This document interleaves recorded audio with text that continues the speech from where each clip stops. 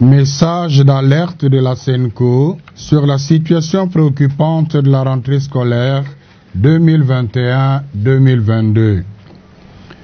La mise en œuvre de la gratuité de l'enseignement de base, intervenue en septembre 2019, est appréciée globalement comme une réforme courageuse qui est venue mettre fin à l'exclusion du milieu scolaire des enfants issus de familles peu nanties financièrement.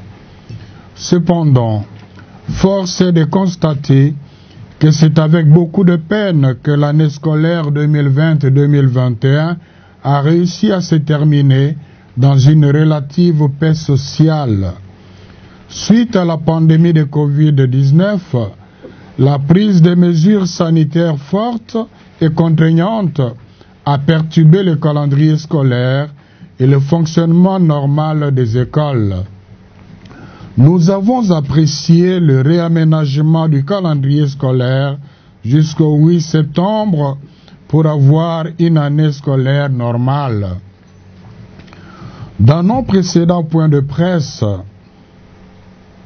état de lieu sur la mise en œuvre de la gratuité dans les écoles conventionnées catholiques du 13 janvier 2021, nous avons relevé plusieurs facteurs internes et externes qui constituaient une menace sérieuse sur la viabilité de l'école et la qualité de notre système éducatif.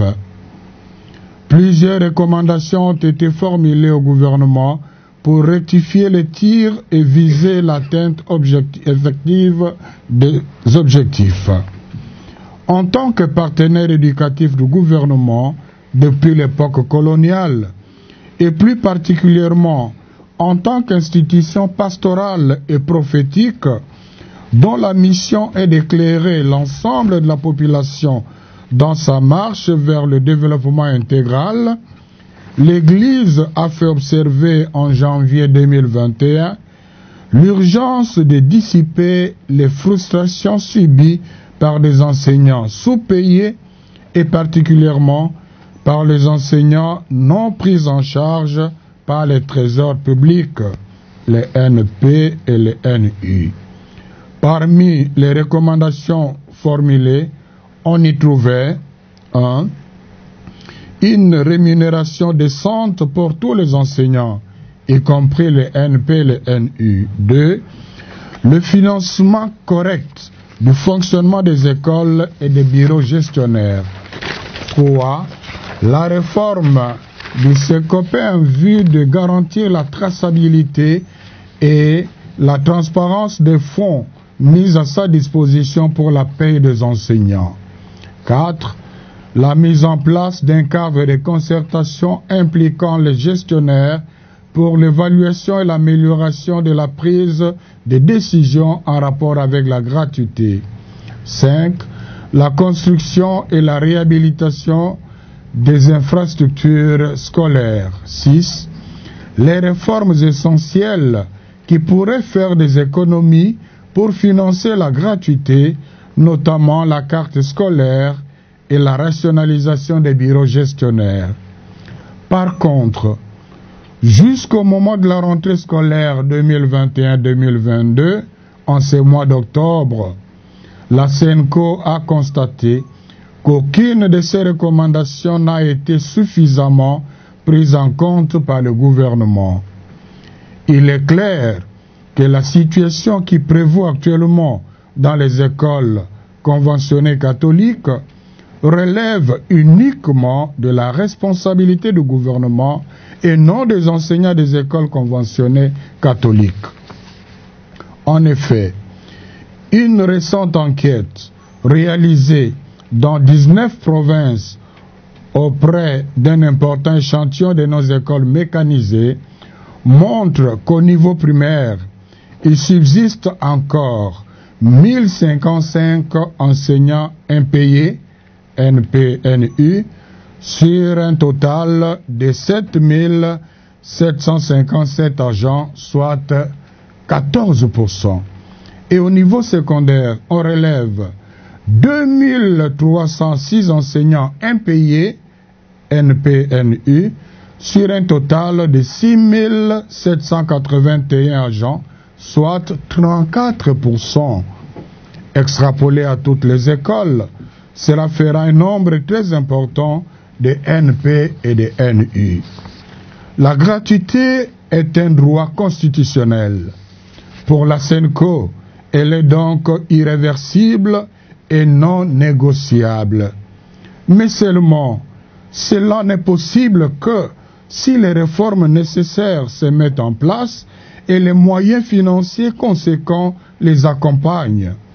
Il est hors question que la gratuité de l'enseignement de base repose sur l'exploitation des enseignants. Il est urgent que le gouvernement se penche sur toutes les questions de fond soulevées, aussi bien par la politique et la gratuité que par le processus global de gouvernance du secteur éducatif. C'est une priorité et une urgence pour l'avenir de notre jeunesse. L'organisation des états généraux de l'enseignement primaire, secondaire et technique pour évaluer sans complaisance notre système éducatif offrirait un cadre idéal pour cela.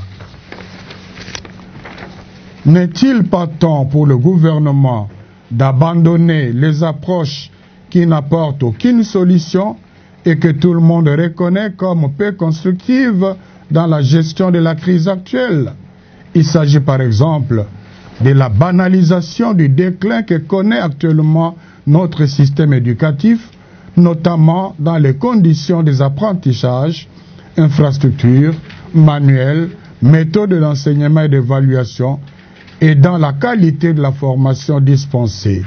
2. La politisation du mouvement de grève actuel qui ne découle que du sous-financement de l'éducation, d'un manque de redevabilité de ses dirigeants et non du refus de la gratuité par les réseaux conventionnés catholiques. 3. Les intimidations et les menaces envers les enseignants qui ne réclament que leurs droits, confèrent accords de Bibois à défaut des accords de Mboudi, alors qu'ils se sont sacrifiés pendant 2 ans pour le lancement de la gratuité dans l'attente des promesses toujours non tenues de paiement de 2e et 3e paliers. 4. La désactivation abusive des écoles et d'enseignants qui fonctionnent régulièrement. Quoi qu'il en soit, la SENCO réitère sa disponibilité à accompagner la mise en œuvre effective et réaliste de la gratuité de l'enseignement de base, pour autant que le gouvernement soit ouvert à une collaboration sincère. Elle prie le Seigneur de bénir les enseignants qui ont le droit de travailler dans des conditions de rémunération décentes et aussi pour les élèves dont le droit à une éducation de qualité est actuellement en souffrance. Je vous remercie.